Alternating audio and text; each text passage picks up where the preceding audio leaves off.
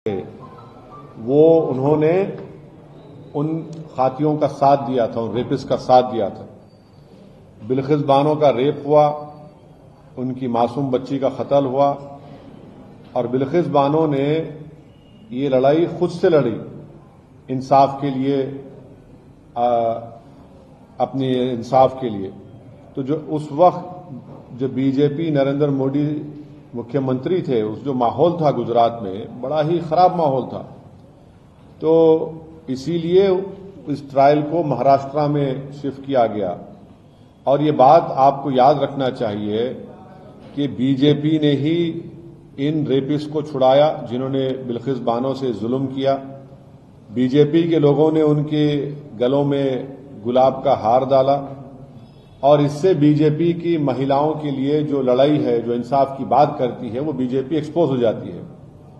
दूसरा पॉइंट उसमें यह है कि आज कोर्ट ने क्या कहा, सुप्रीम कोर्ट ने कहा the state of Gujarat acted in complicit with the convicts, यानी स्टेट ऑफ गुजरात खुद इन रेपिस्ट के साथ कॉम्प्लिसिट थी। बुनियादी बात यह बेसिकली ये है कि गुजरात में बीजेपी की सरकार रेपिस्ट की मदद करने का काम कर रही थी और ये बात आप भी जानते हैं कि उसमें बीजेपी के दो एमएलएज ने ये एंडोर्स किया कि इन रेपिस्ट को छोड़ दिया जाए और एक बीजेपी के एमएलए ने उनको संस्कारी भी कहा था।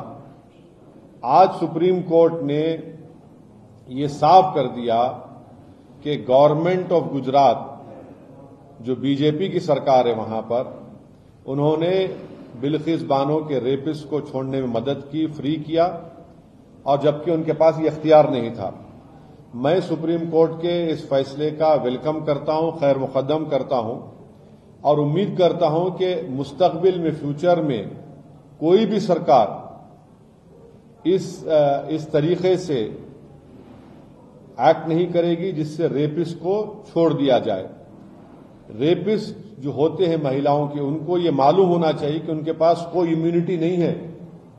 और अगर कोई रेपिस्ट ये समझ लेगा कि मेरे पास एक रूलिंग पार्टी का आइडियोलॉजी का मैं मानने वाला हूं तो मुझे सरकार छोड़ देगी, वो उनको ये समझ जाना चाहिए कि पॉलिटिकल आइडियोलॉजी से आपको नहीं छूट मिलेगी।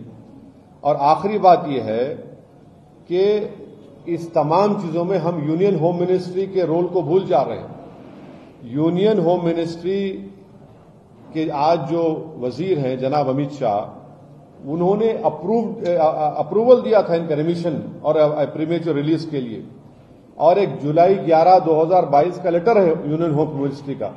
हम पूछना चाह रहे कि क्यों अमित शाह की होम मिनिस्ट्री ने इस तरह लेटर दिया।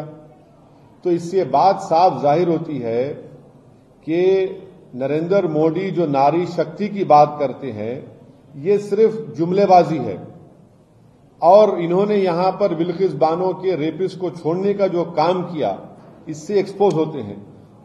अब बताइए बुलडोजर कहां चला गया, ठोक देंगी पॉलिसी कहां चले गई।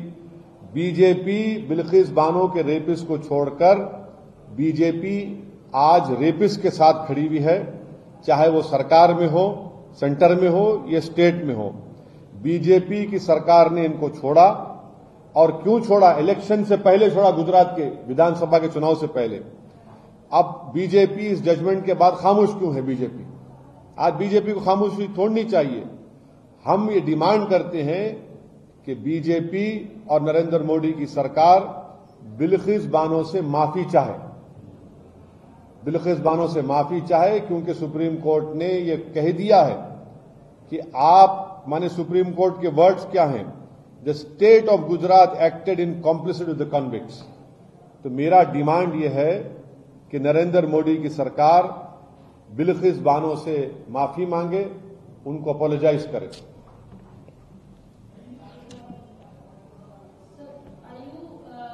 Do you want me to say this in English or you want to add?